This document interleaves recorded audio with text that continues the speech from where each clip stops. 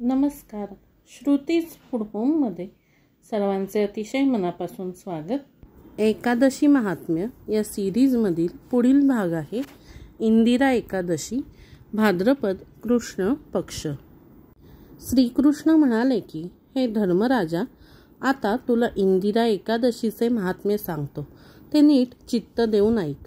पूर्वी कृतयुगात महिष्मती नगरीत इंद्रसेन नावाचा राजा राज्य करीत होता.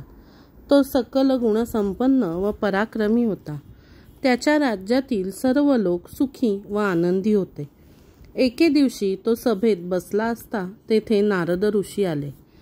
त्याने त्यांचा आदर सत्कार करून यथाविधी पूजा केली आणि त्याप्रमाणे प्रार्थना करून येण्याचे कारण विचारले.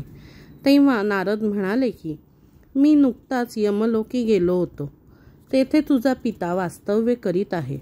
यमराज त्याचा मान सन्मान करीतो, पण तेथे प्राण्यांना होत असलेल्या यातना पाहून तुझ्या पित्याला अत्यंत दुःख होत आहे. म्हणून त्याने तुला या दुःखातून माझी मुक्तता कर असा माझ्याबरोबर निरोप पाठविला आहे आणि इंदिरा एकादशीचे व्रत करून त्याचे पुण्य मला अर्पण कर असा उपायही सांगितला आहे. असे सांगून नारद निघून गेले.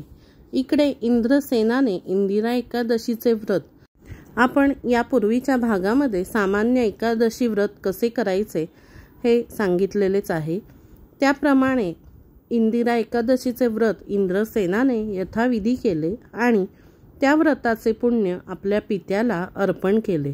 तेव्हा त्याचा पिता वैकुंठाला गेला.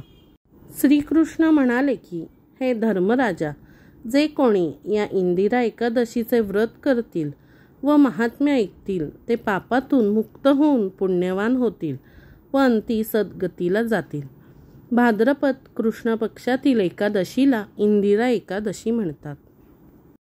या आणि अशाच प्रकारच्या नाविन्यपूर्ण कंटेंटसाठी आपल्या श्रुतीज फूड होम या चॅनलला लगेचच सबस्क्राईब करा, शेअर करा.